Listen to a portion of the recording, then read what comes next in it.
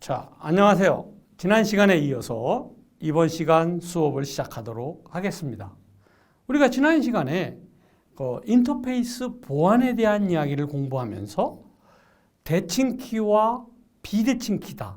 이 대칭 키라고 하는 것은 암호화 키와 복호화 키가 같다. 이걸 얘기하면서 비밀키 시스템이다. 이렇게 얘기하고요. DES 방식이 있습니다. 이렇게 설명을 드렸었죠. 그 다음에 비대칭 키다라고 하는 것은 암호화 키와 복호화 키가 서로 다르기 때문에 얼마든지 공개해도 괜찮아요. 공개키 시스템이다. 이렇게 얘기하면서 RSA 방식이다. 이런 얘기를 설명을 드린 적이 있습니다. 그 다음에 인터페이스의 구현 검증이다. 라고 하는 여기에서 AJAX다. 라고 하는 AJAX라고 하는 자바스크립트를 사용해서 비동기 통신 기술로 클라이언트와 서버 간에 XML을 주고받는 이러한 기술이다. 그래서 Asynchronous JavaScript and XML이라고 하는 이러한 얘기를 공부를 했었죠. 그리고 인터페이스 구현 검증 도구가 있었는데 XUnit라고 하는, 그 다음에 STAF라고 하는, STAF라고 하는, 그 다음에 Fitness라고 하는, 그 다음에 NTAF라고 하는, 그 다음에 셀리늄이라고 하는, 그 다음에 와티어라고 하는, WATIR이라고 하는 이 와티어까지 우리가 인터페이스 구현 도구들이 있어요. 이런 내용에 대해서 공부를 했었습니다. 이제 이번 시간에는요, 이제 데이터베이스에 대해서 공부를 해야 될 텐데, 이 데이터베이스는 여러분이 잘 알다시피 우리가 자바, C 이런 프로그래밍을 할 때 데이터베이스와 연동을 해야 프로그램 개발을 할 수 있는 아주 중요한 과목이지요. 또 이 데이터베이스는 정보처리 기사에서도 필기시험, 실기시험을 모두 보는 유일한 과목이기도 합니다. 그러니까 이 데이터베이스는 여러분들이 이제 잘 좀 배워주셔야 시험을 보실 때도 시험을 잘 치를 수 있는 이러한 과목이 되겠습니다. 자, 관계형 데이터 모델을 우리가 들어갈 텐데요. 우선 이번 시간에 우리가 살펴볼 내용은요, 논리 데이터베이스 설계입니다. 이 논리 데이터베이스 설계에는 관계대수나 ER 모델이나 정규화나 시스템 카탈로그에 대한 이런 얘기들을 공부할 텐데요. 첫 번째로 이 관계 데이터 모델이다 라고 하는 이러한 내용을 공부해 보도록 하겠습니다. 우선 이 관계형 데이터 모델이다 라고 하는 것은 우선 우리가 논리적인 모델이다 이렇게 생각할 수가 있는데, 현실 세계의 정보들을 한번 살펴보도록 하죠. 현실 세계의 정보들을 컴퓨터에 표현하기 위해서 단순화, 추상화해서 체계적으로 표현한 개념적인 모델이에요. 개념적인 모델이다. 이 개념적인 모델이 끝나면 논리적인 모델로 변형을 해줘야 됩니다. 어쨌든 이 관계 모델이라고 하는 것은 현실 세계에 있는 것을 컴퓨터 안으로 집어넣기 위해서 단순화, 추상화, 체계화해서 표현한 이러한 개념적인 모델이다 라고 하는 거죠.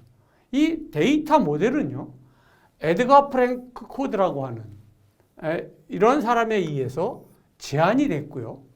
얘는 데이터와 데이터의 관계, 이걸 우리가 릴레이션이라고 하는데, 또 데이터의 의미 및 일관성, 이제 이 데이터베이스에서 이 일관성이라고 하는 것 무지하게 중요해요. 굉장히 중요하니까요. 일관성, 제약 조건 등을 기술하기 위한 개념적 도구의 모델이 되겠다라고 하는 이러한 사실이 되겠습니다.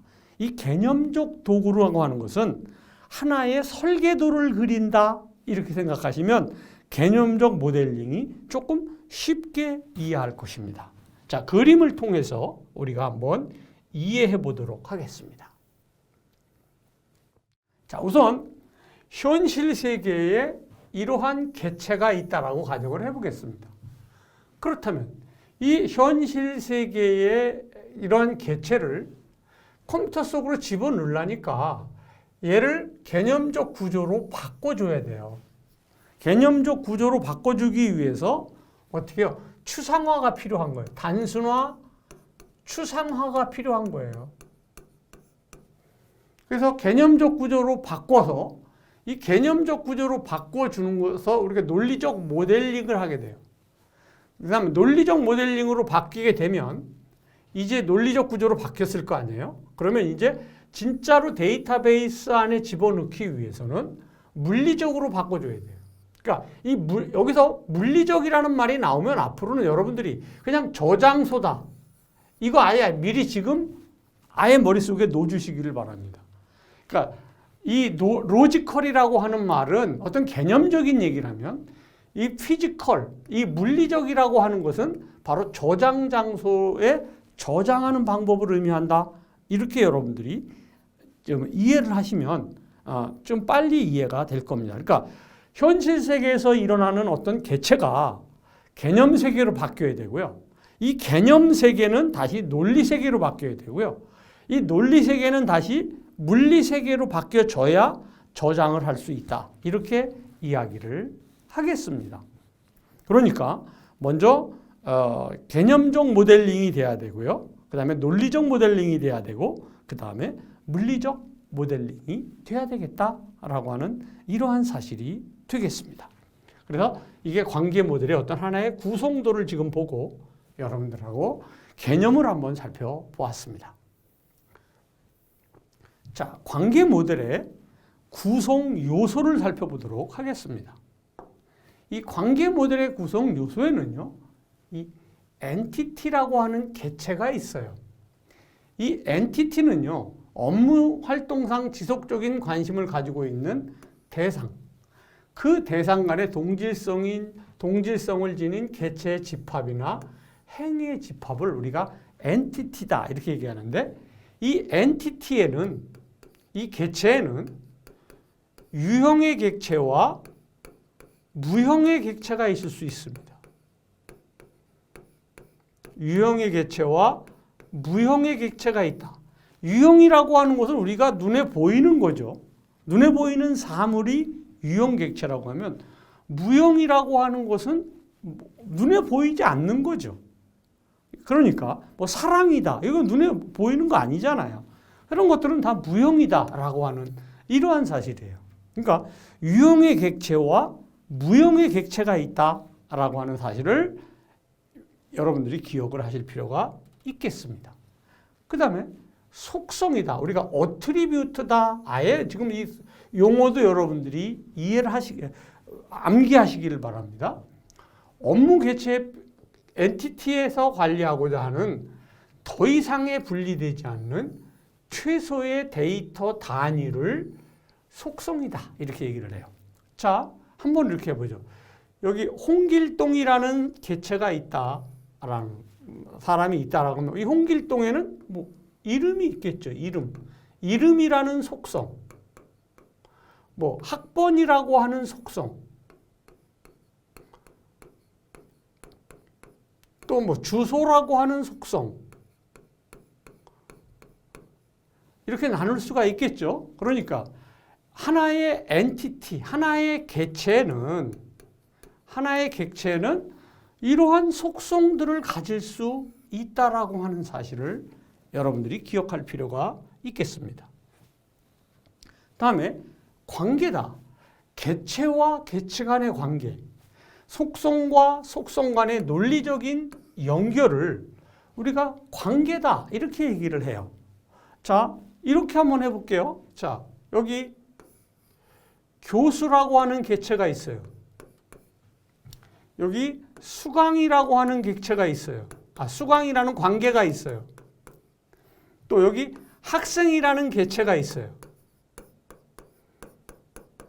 이렇게 있다라고 한다면 교수와 학생 간의 관계는 어떤 관계냐?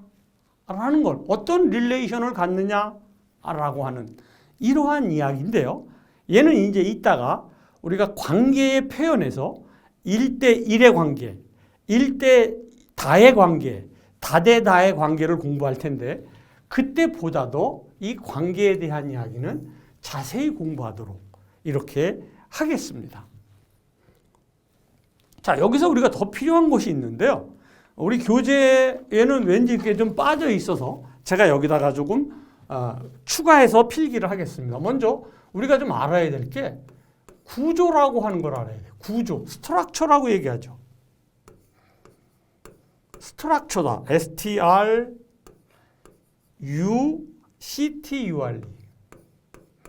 스트럭처다라고 하는 거예요. 이 스트럭처라고 하는 것은 데이터베이스에 표현될 대상과 그들 간에 대한 명세를 얘기할 때 스트럭처다 이렇게 얘기해요. 구조다라고 얘기하고 그 다음에 연산이라고 하는 걸 기억하셔야 돼요. 연산. 얘는 영어로도 기억하셔야 돼요. 영어로도 시험에 나온 적이 있어서 오퍼레이션이다. 오퍼레이션이다 라고 하는 거죠. 그 다음에 제약 조건이라고 하는 게 있어요. 제약 조건. 제약 조건이다. 얘는 constraint다라고 해서 constraint죠. straint다라고 하는 constraint다라고 하는 요 세 가지인데 이 구조라고 하는 것은 데이터베이스에서 표현될 대상과 그들 간의 관계에 대한 명세. 요건 구조는 대상과 관계에 대한 명세입니다. 이렇게 되고요. 이 연산이다. 이 오퍼레이션이다라고 하는 것은 데이터베이스에 저장된 실제 데이터, 실제 데이터를 처리하는 방법과 명세.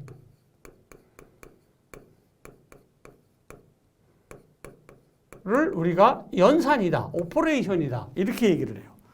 그 다음에 제약 조건이다 라고 하는 것은 무결성을 가진 데이터 저장을 위한 데이터의 조작 단계,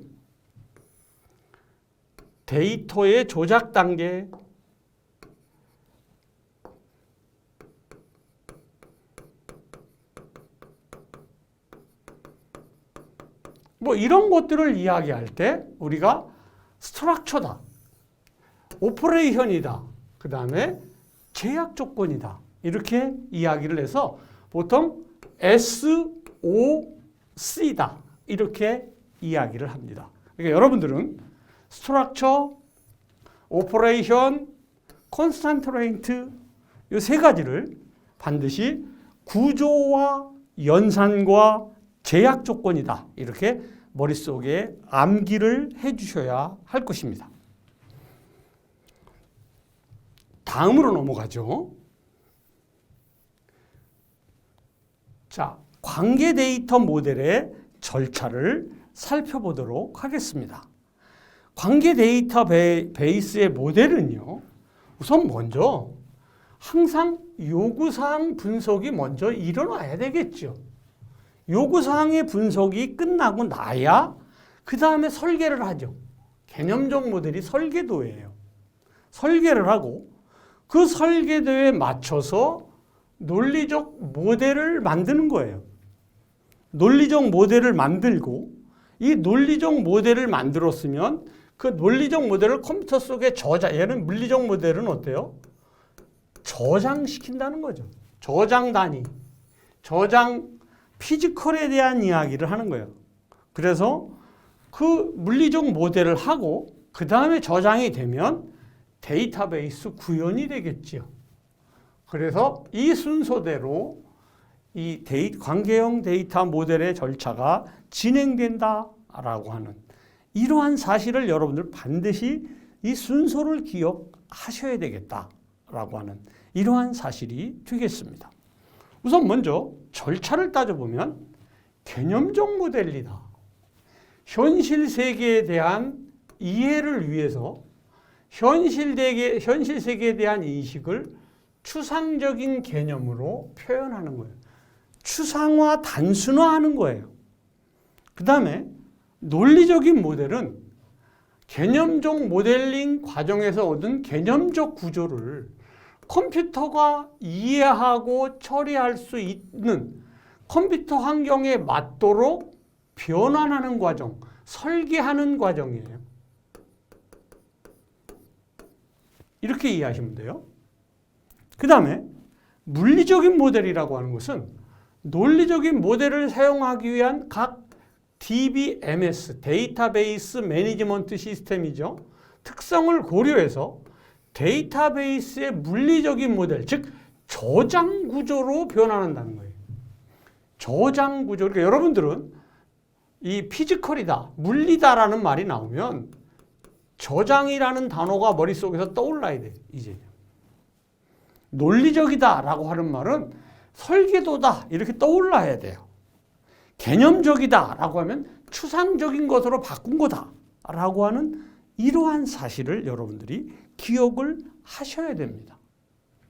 그래서 개념적, 논리적, 물리적 모델이다. 그래서 개논물이다 이렇게 머릿속에 집어넣으시면 좋을 것 같아요. 개논물 이렇게 머릿속에 집어넣으시면 좀 쉽게 이해할 수 있지 않을까 이렇게 생각을 합니다.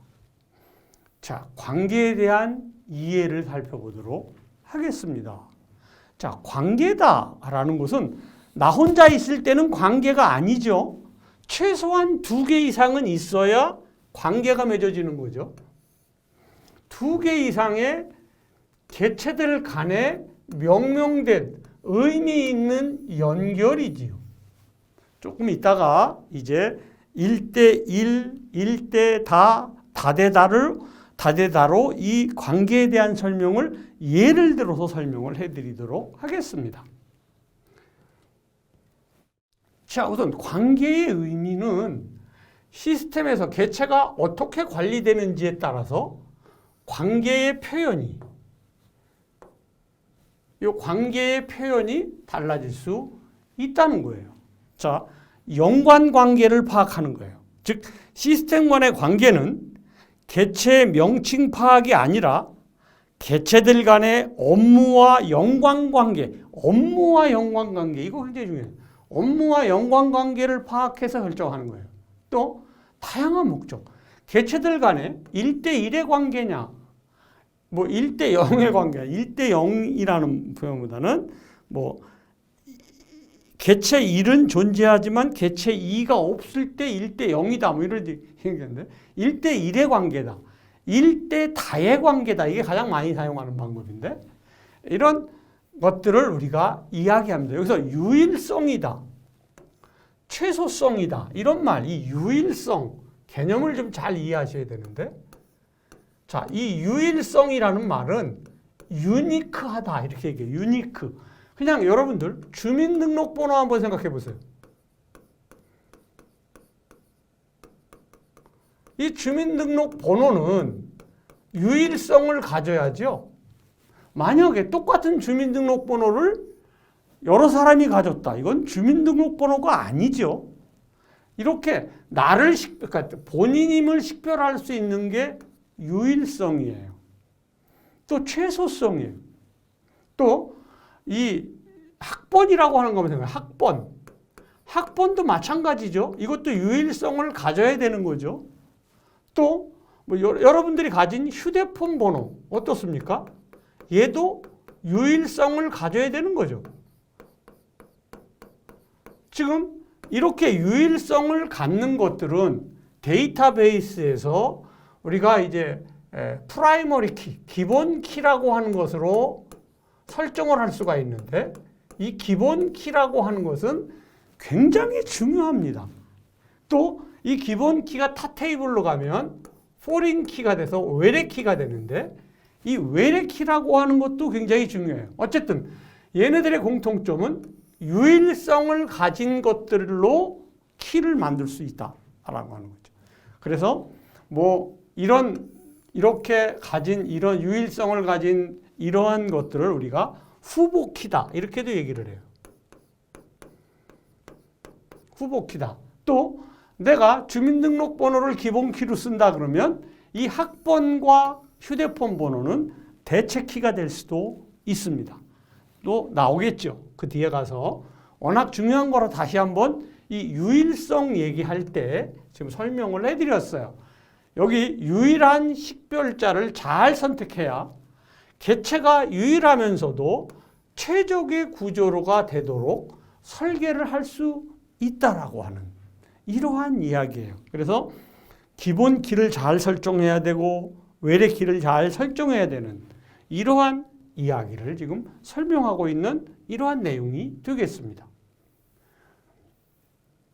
자, 관계의 표현을 살펴보도록 하겠습니다. 자, 외형적으로 테이블의 형태의 구조로 데이터를 표현하고 이론적으로 수학적인 릴레이션을 기초로 해요. 그래서 정규화라고 하는 이러한 과정을 거치게 된다라고 하는 이러한 사실이 되겠습니다. 자, 데이터 모델링을 수행할 때 돌출되어 표현되는 관계는 다음과 같다 그랬습니다. 여기서 1대1의 관계다라고 하는 거예요. 1대1의 관계다라고 하는 걸 여기다 그냥 바로 설명하죠. 자, 1대1의 관계는 어떤 거냐? 이렇게 한번 해봅시다. 남자가 있다고 가정해 봅시다. 그리고 관계는 뭐 결혼 관계입니다. 결혼 관계예요. 그럼 남자와 여자가 결혼하겠죠? 남자와 남자가 결혼하는 건 아니겠죠? 남자와 여자가 결혼한다. 얘는 어떤 관계냐? 1대1의 관계예요. 이게 무슨 얘기냐면 한 남자는 한 여자와 결혼해야 됩니다. 만약에 한 남자가 여러 여자와 결혼했다. 그러면 대한민국 현행법에는 걸리는 거죠. 물론 일부 다처제를 뭐 하는 데는 가능할 수 있겠습니다만은 저는 대한민국을 얘기하는 거죠. 또 한 여자는 한 남자와 결혼해야 되는 거죠. 이런 결혼이라는 관계는 이렇게 1대1의 관계를 가져요. 남자와 여자가 1대1의 관계를 가져요. 이런 얘기입니다. 그러니까 한 남자는 한 명의 부인을 둘 수 있다. 2명 이상은 절대 되면 안 된다. 이게 바로 1대1의 관계다라고 하는 이러한 사실입니다. 그러면 이번에는 여기는 1대 다의 관계가 있는데 1대 다의 관계에 대해서 설명을 해드리도록 하겠습니다. 1대 다의 관계는요. 부모와 자식 간의 관계가 아주 좋은 설명이 되겠는데 자, 부모입니다. 부모가 있고요. 그 다음에 뭐 가족이라는 관계가 있겠죠. 가족이라고 하는 관계. 가족이라고 하는 이런 관계가 있어요. 그리고 여긴 뭐 자녀라고 하는 이러한 관계가 있을 수 있겠죠. 자녀라고 하는 관계가 있을 수 있는데 여기는 자녀라고 하는 이러한 관계가 있을 수 있습니다. 자, 한 명의 부모는, 한 명의 아버지는 여러 명의 자녀를 둘 수 있습니다. 자, 부모는 여러 명일 수 없어요. 부모는 자식을 여러 명 가질 수 있어요. 그래서 부모와 자식 간의 가족 관계는 1대 다의 관계를 갖습니다. 이렇게 얘기하는 거예요. 그러니까 얘는 지금 1대1의 관계를 얘기하는 거고 얘는 1대 다의 관계를 이야기하는 이러한 이야기가 되겠습니다. 여기는 지금 없는데 다대다의 관계도 얘기해 보도록 하겠습니다. 다대다는요. 교수 대 학생의 관계를 한번 해보죠. 교수 대 여기 뭐 수강이라고 하는 이러한 관계를 가지면 되겠죠? 수강 신청할 때 쓰는 거니까 수강이다. 그러면 여기는 학생이다. 이렇게 한번 가져보겠습니다. 그러면 이 교수는 여러 명의 교수가 있을 수 있죠. 또 학생도 여러 명의 학생이에요. 예를 들어서 정보처리라고 하는 과목을 가르칠 때 이 정보 처리 과목이 한 명의 교수만 가르치는 게 아니고 여러 명의 교수가 가르칠 수 있잖아요. 그러면 이 학생도 여러 명의 학생이 여러 명의 교수한테 수강 신청을 할 수가 있잖아요.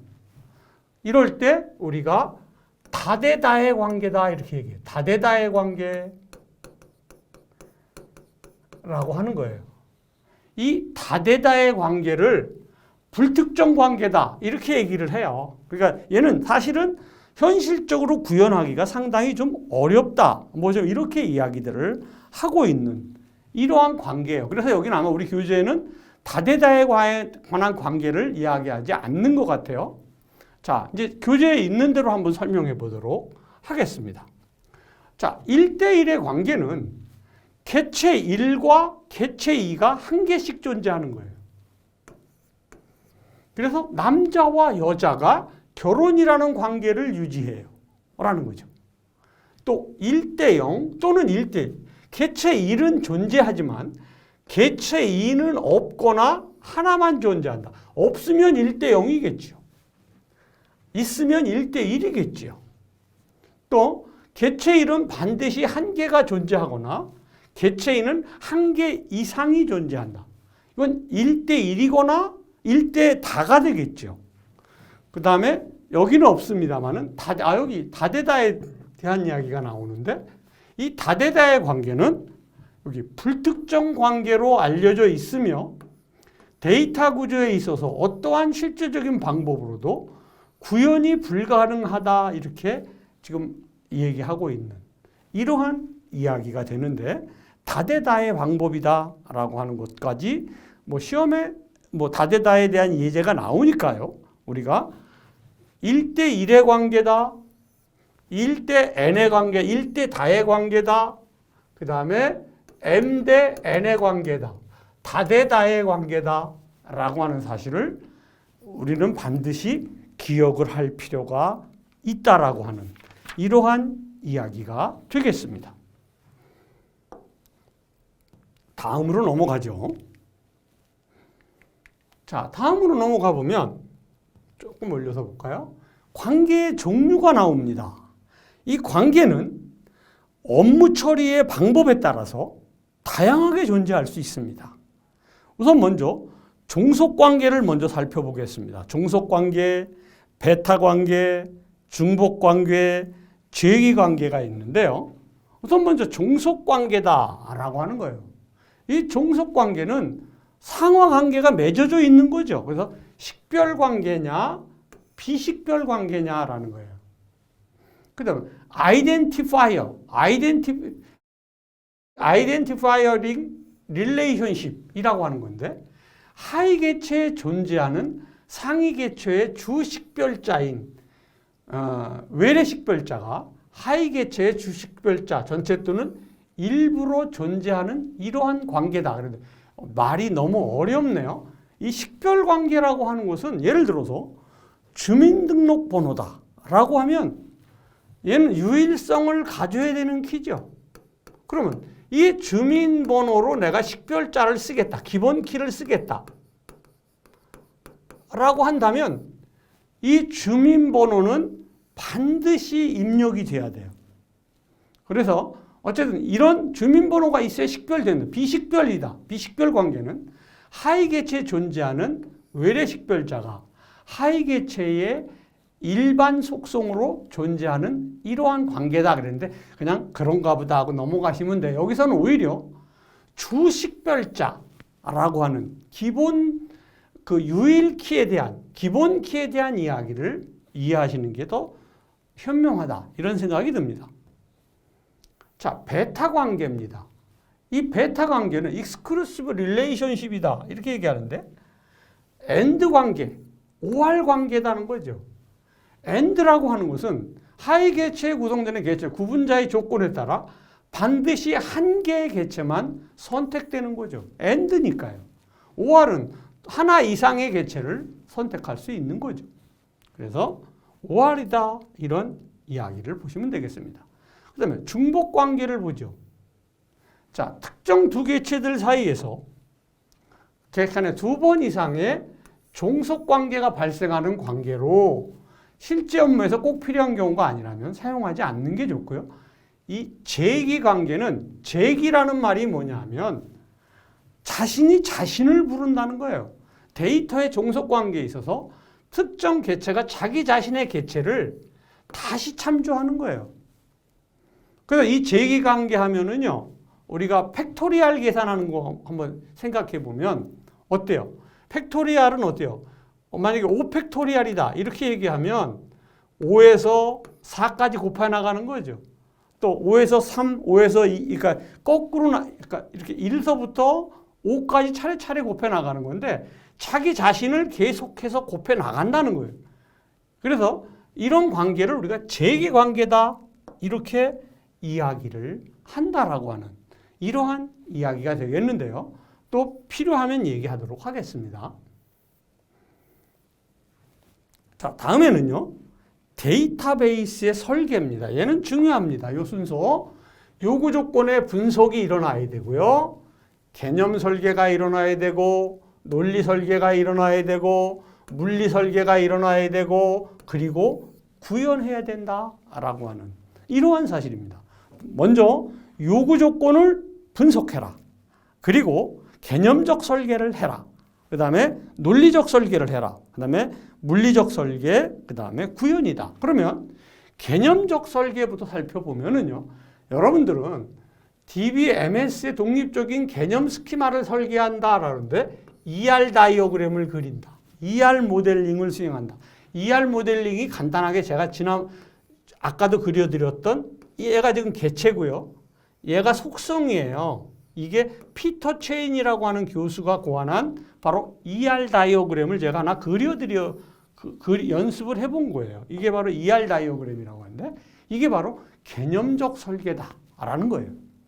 그 다음에 논리적인 설계는 이거예요. 트랜잭션 인터페이스. 이거 굉장히 중요한 단어입니다. 트랜잭션 인터페이스 설계. 그 다음에 목표 DBMS에 맞는 스키마의 평가 및 정제라고 하는 거예요. 트랜잭션 인터페이스 설계, 논리적 설계에서 합니다. 그 다음에 물리적인 설계는 말씀드렸잖아요. 얘는 저장이라고 해요. 저장 레코드 양식의 설계. 레코드의 집중 분석 및 설계, 파일 조작 방법과 저장 방법에 대한 이런 것들을 이야기한다. 그런 걸 우리가 물리적인 구조, 변환, 환경 조사 분석, 트랜잭션의 세부 설계입니다. 그 다음에 구현이라고 하는 것은 당연히 데이터베이스가 생성되는 거죠. 이 DDL이다라는 것이 데이터 데피니션 랭귀지다라고 해서 뭐 create, alter, drop 이런 SQL 언어가 있는데 그때 가서 또 공부할게요. 이건 데이터 정의어다라는 거고 트랜잭션의 작성이 있을 수 있다. 이런 얘기로 여러분들이 이해하시면 좋겠고요. 여기서 꼭 기억해야 될 것은 분석을 한다. 개념, 논리, 물리, 구현이고요. 논리는 트랜잭션 인터페이스를 설계한다. 물리적인 것은 저장 레코드 양식을 설계하는 이러한 방식이다라고 하는 사실을 우리가 반드시 기억을 해줘야 되는 이러한 내용이 되겠습니다. 문제 보도록 하겠습니다. 자, 데이터 모델에서 조금 올려서 볼까요? 표시해야 될 요소로 거리가 먼 곳을 얻는 것. 이건 제가 필기해드렸던 내용이 바로 나왔네요. 자, 우선 이 데이터 구조다. 스트럭처라고 제가 설명드렸죠. 구조 출력 스트럭처. 그 다음에 연산 콘스탄트 레인트 C지요. 얘는 오퍼레이션이죠. 오퍼레이션. 제약 조건이 콘스탄트 레인트. 이렇게 얘기하는 거죠. 그러니까 얘는 출력 구조. 이건 아니죠. 그러니까 여러분들 이 SOC다. 제가 필기해드린 내용 잘 기억하시고 암기하셔야 되는 이러한 내용이다라는 사실을 1번을 통해서 우리가 볼 수가 있었습니다. 자, 데이터 모델의 구조에는요. 데이터 모델에는 데이터 구조, S죠. 스트럭처죠. 연산, 오퍼레이션이죠. 제약 조건, 콘스탄트 레인트죠. 그래서 SOC, 세 가지의 요소가 표시돼야 된다라고 하는 사실 잘 기억해 주시기를 부탁을 드리도록 하겠습니다. 2번 문제 보죠. 데이터베이스의 설계 단계 중 응답 시간, 여기 나오네요. 저장 공간의 효율화. 이 얘기가 나와요. 트랜잭션의 처리도. 얘는 바로 저장 공간 나오면 뭐죠? 물리적이다. 제가 여러 번 얘기한 내용이에요. 그러니까 저장 공간 이야기 나올 땐 물리적인 설계 바로 이야기할 수가 있어야 될 것입니다. 다음 보도록 하죠. 자, 데이터베이스의 설계 단계 중 여기 또 나오네요. 저장 레코드. 저장 레코드 양식 설계. 레코드의 집중 분석 및 설계 접근 경로와 설계와 관계되는 것은 얘는 뭡니까? 저장이니까 당연히 물리적인 설계가 나와야 되는 거죠. 그러니까 물리적이다라고 하는 이러한 이야기가 되겠습니다.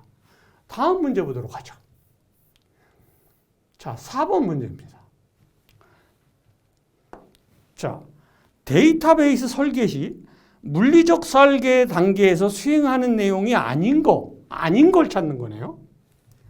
자, 저장 레코드 양식은 맞는 거죠. 레코드의 집중 분석 설계 맞고요. 접근 경로 당연한 거고요. 목표 DBMS에 맞는 스키마 설계를 한다. 이거는 논리적 단계에서 얘기하는 거예요. 논리적인 단계에서 이야기하는 거니까 답은 4번이 되겠다라고 하는 이러한 사실이죠. 다음 문제 보도록 하죠. 자, 5번 보겠습니다. 자, 데이터베이스 설계 단계 중 물리적 설계에 해당하는 것은 어떤 것입니까? 그랬는데 뭔지 하도 많이 해서요. 여러분들 이제 그냥 보시면 알겠죠. 여기 나오네요. 저장 방법. 답은 3번이 되겠다라고 하는 이러한 내용이 되겠습니다. 다음 문제 보도록 하죠. 조금 올려서 볼까요? 자, 보도록 하겠습니다. 데이터베이스 설계에 대한 설명으로 옳지 않은 것은 어떤 것이냐? 1번에 보니까 요구 조건 분석 단계는 사용자의 요구 조건을 수집하고, 당연하죠. 수집하고 분석하여 사용자가 의도하는 데이터베이스의 용도를 파악하는, 이거 굉장히 중요한 얘기입니다.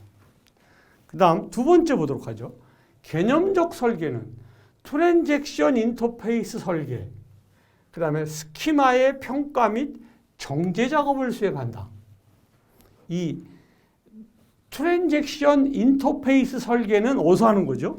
논리적인 설계에서 한다라고 여러 번 설명을 드렸던 얘기죠. 그래서 트랜잭션 인터페이스다라고 하는 것은 논리적인 설계다라고 하는 이러한 사실을 우리가 좀 기억을 할 필요가 있겠어요. 그 다음에 논리적인 설계에는 개념적 설계로부터 만들어진 정보 구조로 특정 목표 DM에서 처리할 수 있는 스키마를 생성한다. 물리적 설계는 저장 구조와 접근 경로 다 맞는 얘기인데 여기 트랜잭션 인터페이스 설계에는 개념이 아니라 논리적인 설계에 해당이 되겠다라고 하는 이러한 이야기로 보시면 될 것 같습니다. 자, 다음 문제 보도록 하겠습니다.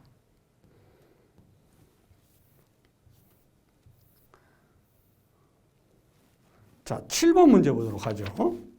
데이터베이스 설계에서 개념적 설계에 대한 설명, 개념적 설계다, ER 다이어그램이다 라고 이야기를 했어요.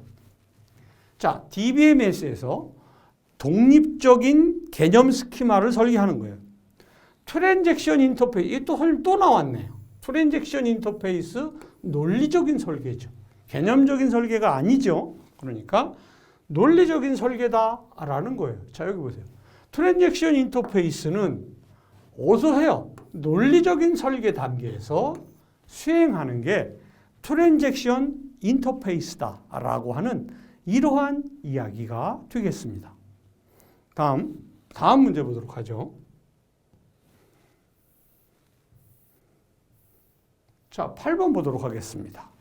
데이터베이스 설계의 논리적인 설계 단계에서 수행하는 작업이 아닌 것은 어떤 것입니까? 라고 했어요. 논리적인 설계에서는요, 논리적인 모델로 데이터를 변환한다, 트랜잭션 인터페이스를, 아주 여러 번 나오네요. 스키마의 평가 및 정제를 한다. 이 트랜잭션 모델링을 한다. 이 트랜잭션 모델링이라고 하는 것은 개념적 설계에서 하는 거예요. 컨셉셜 모델링에서 하는 거니까요. 개념적 모델링에서 한다라고 하는 이러한 사실을 기억할 필요가 있습니다. 트랜잭션 모델링은 개념적 설계 단계에서 수행을 하는 이러한 내용이 되겠다라고 하는 이러한 사실이 되겠습니다. 다음 문제 보도록 하죠. 자, 9번 문제입니다. 데이터베이스의 논리적인 설계 단계에서 수행하는 작업이 아닌 것은 어떤 것입니까? 그런데 자, 레코드의 집중 분석 및 설계를 한다. 레코드를 집중 분석한다. 얘는 어디서 해야 되냐면요. 물리적인 설계에서. 물리적인 설계에서 해야 되고요. 논리적인 데이터베이스 구조로 매핑한다. 뭐 좋고요. 트랜잭션 인터페이스를 설계한다. 스키마의 평가 및 정제를 한다라고 하는 거니까 답은 1번의 레코드의 집중 분석 및 설계다가 아닌 게 되는 거죠. 자, 레코드의 집중 분석 및 설계는 물리적인 설계 단계에서 일어나는 이러한 작업이다. 이렇게 여러분들이 보시면 되겠습니다. 자, 다음 문제 보도록 하죠.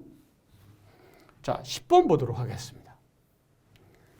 자, 다음 중 관계의 종류에 대한 설명으로 옳지 않은 것은 어떤 것이냐 이런 얘기인데, 종속관계, 식별관계는 하위 객체에 존재하는 상위 객체가 일반 식별자에 속하는 경우다. 거꾸로 설명한 것 같아요. 종속관계는 하위 객체에 존재하는 상위 객체의 주 식별자가 하위 객체의 전체 또는 일부로 존재하는 이러한 관계가 되어야 되는데, 얘는 설명이 반대로 된 것 같아요. 베타 관계, AND와 OR 관계가 있다. 중복 관계, 특정 두 객체 간에 두 번 이상 종속 관계가 발생하는 관계다. 제기가 자기 자신의 객체를 다시 부르는 거죠. 그러면서 제가 팩토리얼 얘기를 했었는데, 제기 관계라고 하는 것은 이 알고리즘에서 굉장히 중요한 개념이에요. 프로그램을 코딩할 때 자기 자신의 객체를 다시 참조해서 부른다라고 하는 이러한 사실 여러분들이 반드시 좀 잘 봐줘야 되는 이러한 문제가 되겠다라고 하는 이러한 이야기가 되겠습니다. 자, 다음 문제 보도록 할까요? 데이터 모델링을 수행할 때 돌출되어 표현되는 관계의 종류가 아닌 것은 다대다의 관계는 불특정 관계를 이야기한다라고 설명을 했던 얘기죠. 그러니까 이 다대다의 관계는 불특정 관계로 해소되어야 할 이러한 관계다라고 하는 이러한 이야기가 되겠습니다. 이렇게 해서 이제 우리가 관계 데이터 모델에 대한 이야기를 공부했는데요. 이 관계 데이터 모델에는 현실 세계를 뭘로 바꿔줘야 돼요? 개념 세계로 바꿔줘야 됩니다라는 거예요. 이 개념 세계로 바꿔주는 게 바로 ER 다이어그램을 그린다라는 거예요. 그럼 그 ER 다이어그램을 논리적으로 변화시켜줘야 되는데 논리적 데이터 모델링을 해야 된다라고 하는 거죠. 그러면 이 논리적 데이터베이스 모델링은 다시 컴퓨터 속으로 집어넣어야 되니까 바로 물리적인 데이터 모델링을 해야 됩니다 라고 하는 이러한 이야기가 되겠습니다. 그 다음에 이 데이터 모델의 구성 요소에는 얘가 객체입니다. 아예 이 직사각형이 객체다, 엔티티다라는 거 기억하십시오. 얘가 객체다, 엔티티다라는 거고요. 그 다음에 얘가 속성이라고 하는 거예요. 어트리뷰트다. 얘가 속성이다 이런 거예요. 그 다음에 얘가 관계다라고 하는 거예요. 관계. 그 다음에 이제 화살표가 있을 수 있겠죠. 그래서 개체, 속성, 관계, 얘는 뭐 흐름이죠. 흐름. 이어주는 거니까. 이렇게 우리가 ER 다이어그램의 도표를 이용해서 ER 다이어그램을 그릴 수가 있다. 개체, 엔티티, 어트리뷰트, 속성, 그 다음에 릴레이션십, 관계다라고 하는 이러한 얘기가 있었고요. 그 다음에 우리가 구조라고 하는 거 배웠죠. 스트럭처, S다라고 하는 거고요. 그 다음에 연산이라고 하는 거 공부했죠. 오퍼레이션이다, O다. 그 다음에 제약 조건이다. 제약 조건이다라고 하는 콘스탄트레인트 C를 공부했죠. 그래서 이 SOC다라고 하는 거 여러분들이 잘 기억을 해 주셔야 된다라고 하는 이러한 얘기 공부했고, 그 다음에 1대1의 관계는 어떻게 공부했어요? 남자와 결혼이라는 관계가 있는데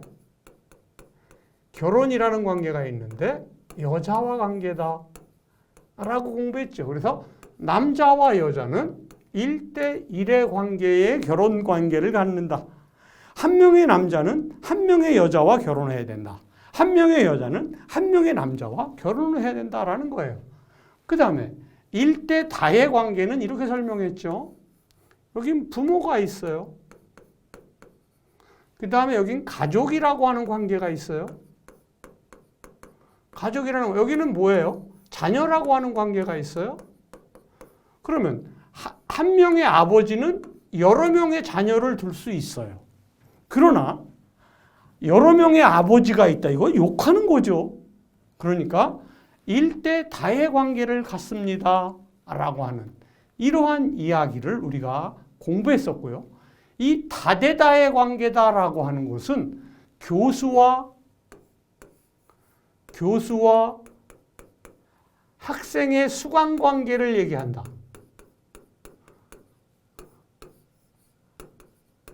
학생의 수강 관계를 얘기할 때 이 다의 관계를 갖는다. 여러 명의 교수를 학생은 과목을 신청할 수 있죠. 홍길동이라는 교수, 뭐 오수환이라는 교수, 이런 여러 사람에게 교수를 신청할 수 있고, 또 여러 명의 학생을 교수는 받을 수가 있는 거죠. 그래서 이걸 우리는 다대다의 관계다라고 하는 이러한 사실까지 우리가 공부를 했었습니다. 그 다음에 데이터베이스를 설계할 때는 분석 단계, 그 다음에 개념적 설계 단계, 그 다음에 논리적 설계 단계, 물리적 설계 단계, 그 다음에 구현 관계를 갖는다라고 하는 이러한 것까지 우리가 오늘 공부를 했었는데요. 오늘 배운 내용들을 제가 한번 막판에 가서 쭉 한번 정리를 해드렸는데, 지금 제가 정리해드린 이 내용은 이제 데이터베이스를 배우면서 계속해서 우리가 써야 되는 내용이고요. 그리고 여러분이 아셔야 되는 이러한 내용이라 제가 다시 한번 이렇게 강조해서 말씀을 드렸습니다. 이제 다음 시간에는 관계 대수와 그 다음에 관계 해석이라고 하는 이러한 과목을 이제 내용을 가지고 공부할 텐데, 이 관계 대수, 관계 해석, ER 모델 뭐 굉장히 중요한 내용들이니까 여러분들 계속해서 잘 공부해 주시기를 부탁을 드리도록 하겠습니다. 이것으로서 이번 시간 수업을 마치도록 하겠습니다. 감사합니다.